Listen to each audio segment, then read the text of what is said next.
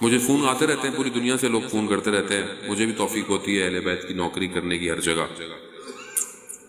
ایک کرسچن لڑکے کا فون آیا، عیسائی سے، کہا مولانا میں فلانے میرے تعلق ہے بزنس سے، میں ایک ملک میں بحرین میں کچھ عرصے رہا، تو جو میرا روم میٹ تھا وہ شیعہ تھا، تو وہ نوحے سنتا تھا، تو مجھے بڑی کشش ہوئی کہ یہ کیا ہے، تو میں بھی اس کے ساتھ سنتا رہتا تھا، وہ مجھے مجلسوں میں بھی لے کے جاتا تھا، تو میرے اور بھی دوست تھے، مجھے تو نہیں پتا تھا کہ آپ کے یہاں شیعہ بھی ہیں سنی بھی ہیں، مجھے تو اتنا پتا نہیں تھا، تو مجھے بعد میں کسی نے بولا بھائی یہ تو شیعہ ہوتے ہیں سنی ہوتے ہیں، لیکن کہتے ہیں مولانا مجھے یہ کھینچتا تھا،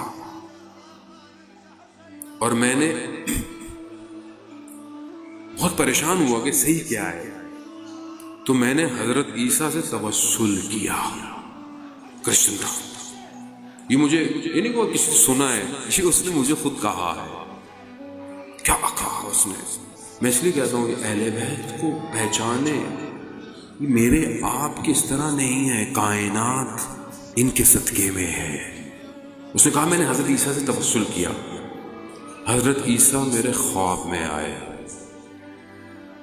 اور حضرت عیسیٰ نے کیا کہا کہ میں جانتا ہوں کہ تم مجھ سے محبت کرتے ہو، مگر حسین کو مت چھوڑنا۔ اللہ اکبر۔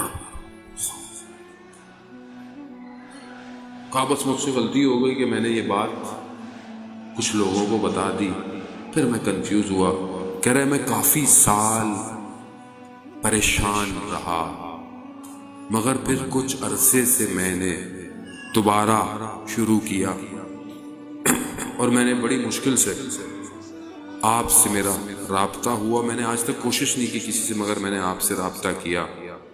اللہ اکبر، مجھے خود آنکھوں میں آنسو، میری کیا حیثیت، مجھے بتائیں کیا حیثیت ہے؟ کہا جو آپ امام زمانہ کا ذکر کرتے ہیں مجھے کھینچتا ہے، مجھے کھینچتا ہے، آپ بتائیں میں کیا کروں، کیا کروں؟ میں نے کہا ہم بھی حضرت عیسیٰ کا انتظار کر رہے ہیں، حضرت عیسیٰ کا انتظار کر رہے ہیں، امام کے پیچھے حضرت عیسیٰ نماز پڑھیں گے۔ میں نے کہا ہم بھی حضرت عیسیٰ کا انتظار کر رہے ہیں۔ عزیزان محترم، کیوں اس جوان نے، وہ جوان ہے، اس نے کیا بات کی، وجہ کیا ہے جو میں آپ جوانوں کو، اس نے کہا کہ میں حالانکہ عیسائی ہوں لیکن میں نے کبھی حرام گوشت نہیں کھایا، حرام نہیں کھایا، پاک تھا۔ حضرت عیسیٰ نے ہدایت دے دی۔ عزیزان محترم، ہم تو بچپن سے ناد علی ناد علی یا علی یا علی، ہمارا تو بچہ گرتا ہے تو کہتا ہے یا علی مدد۔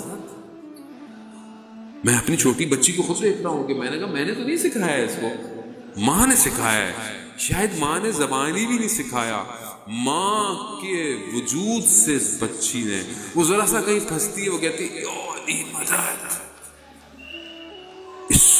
یہ ہماری دینت میں ہے، بچائیں اپنے آپ کو عزیزان محترم، امام کے لیے بچائیں، امام کو میری اور آپ کی ضرورت ہے۔ اگر آج میں ٹیکنالوجی نہیں پڑھا میرا قصور ہے، آج میں فائنینسنگ نہیں پڑھا میرا قصور ہے، آج میں اچھا انجینئر نہیں ہوں میرا قصور ہے۔ امام زمانہ کی حکومت میں ہر ڈپارٹمنٹ کی ضرورت ہے، ہر شہر خوبصورت کیسے ہوگا، شہر ہوں گے، نظام کیسے ہوگا، گاڑیاں کیسے چلیں گی، برج کیسے بنائے جائیں گے، انڈر پاس کیسے ڈیزائن کیے جائیں گے۔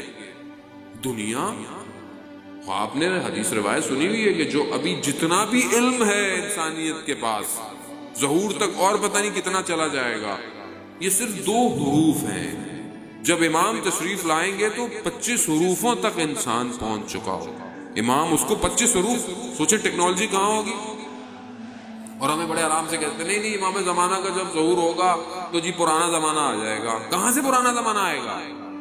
کیوں اپنے آپ کو پیچھے دھکیل رہے ہیں؟ کیوں کمیونٹی پیچھے رہ رہی ہے؟ بنائیں، کمپنیاں بنائیں، IT بنائیں، ربوٹس بنائیں، محنت کریں. امام زمانہ کو سارے علم چاہیے، لوگ چاہیے. امام زمانہ حکومت کیسے کریں گے؟ امام زمانہ حکومت کریں گے، وہ معجزہ اگر ہو تو پھر امام اتنی دیر میں کیوں کر رہے ہیں؟ امام حکومت نیچرل کریں گے. امام جب ظہور فرمائیں گے تو پھر حکومت تشکیل دی جائے گی. خوب اس میں کون آئے گا؟